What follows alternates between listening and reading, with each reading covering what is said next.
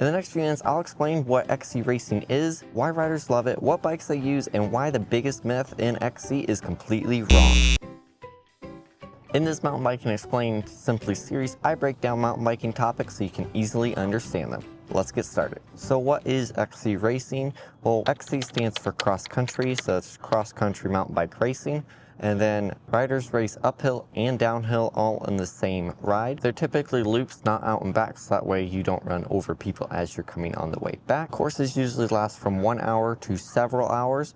And then if it's a big endurance ride, it could last for multiple hours, up to like 24 hours long.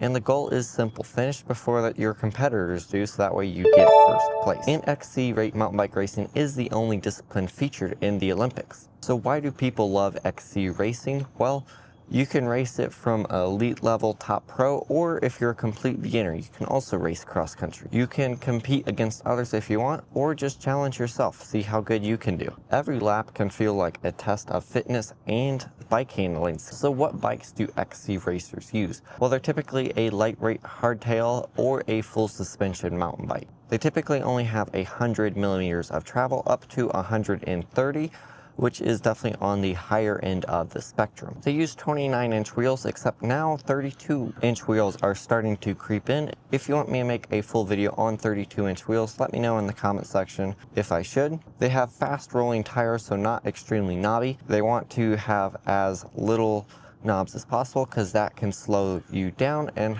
create resistance. Dropper posts are becoming extremely common on most modern XC bikes, and they are built to climb very efficiently and then be able to descend at speed. So what trails do you typically ride in an XC race? Well, they're typically fast trails, single track trails, technical climbs depending on where the trail is at, rock gardens and route sections, and then at the higher elite levels, there are purpose-built XC race courses that mix in the climbing and the descending. XC racing has changed massively in the last 30 years. Back in the 90s, XC was mostly about being light and efficient and really fit. The bikes were usually hardtails. The geometry was really steep, making it hard to descend. The tires were really narrow, and the goal was simple: climb as fast as you possibly can, and then survive down the descents. But XC is totally a different game now. Today's courses are way more technical, with way more rock, drop routes, and steep descents, and features that punish really bad bike handling skills. And you have to be really fit as well. XC racers like to use a lot of carbon because it's lighter, and then clipless pedals are pretty much the norm when it comes to cross country because they can be better at accelerating, and then you don't have to worry about your feet as well. So what skills matter in cross country racing?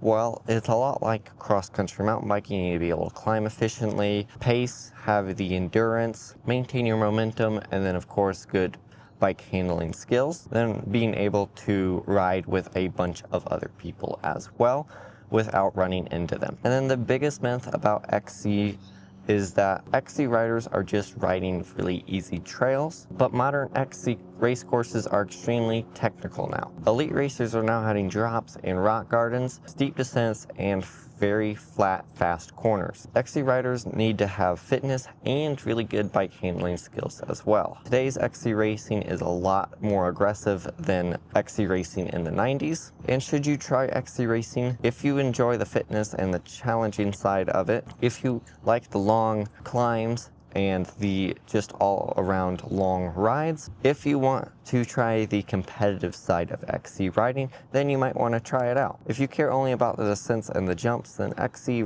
racing is definitely not for you. And that is XC racing broken down. I hope this video is helpful, and now you know exactly what XC riding is. Make sure you subscribe because the next video in the series is going to the complete other end of the spectrum. What is downhill mountain bike? And until next time, don't forget to go find your epic.